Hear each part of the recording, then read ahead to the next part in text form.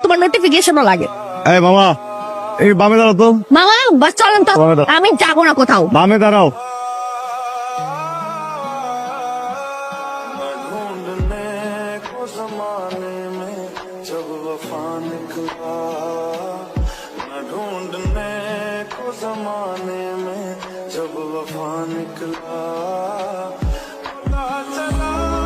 এই শান্তা, আরে তুই না তখন টাকা চাইলি নাকি কাজে লাগবে 1,000 টাকা? কে? তানভীর। ও হ্যাঁ তানভীর, হ্যাঁ তুমি এখানে কি করো?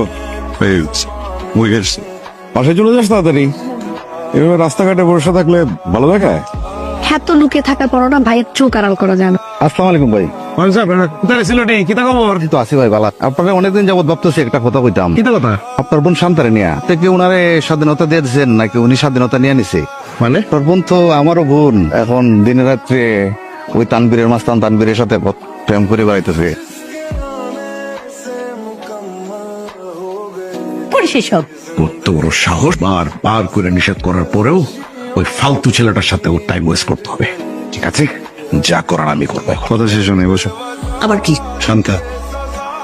শান্তার ভাই আজকে হঠাৎ করে আমাকে রাস্তায় পেয়েছে, হাঁটতে বলতেছে যে আমাদের যোগাযোগ নিয়ে নাকি তার কোনো সমস্যা নাই, তাই চাই ভালো কিছু করি আমি। পাশাপাশি শান্তার ক্যারিয়ার নিয়েও কথা বলতেছিল, শান্তাকে নাকি বিদেশ পাঠাইতে যাবে না। আমাকে বললো যে আমি যেন একটু বুঝাই টুঝাই বলতেছে যে বাসায় আসো কালকে। আমার মনে হয় তুমি বেটার ব্যবসা ট্রাই করো।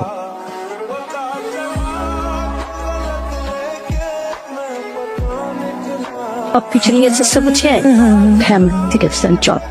মা, এয়ারপোর্টে তো আসলে তুমি ভিতরে ঢুকতে পারবে না, এখান থেকে বিদায় দেওয়া যায় আর ওইখানে যাওয়া, তাই তো তানভীর আর আমি যাই। ওকে।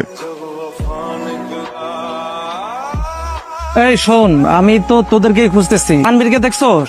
গতকাল থেকে ওরে খুঁজেই পাচ্ছি না, তোবার ফোন দিতেছি, ফোনও ধরে না। গতকালে তো আমাদের কাছ থেকে বিদায় নেওয়ার পর আমাদের সঙ্গে কোনো যোগাযোগ নাই। তাহলে গেল কই? আন্টি, তানভীর কই?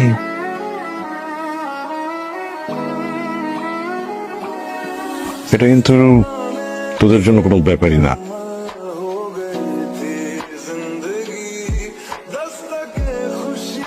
তুই শান্তাকে বিয়ে করতে শখ করেছিস। আমার আগে মনে হয়েছিল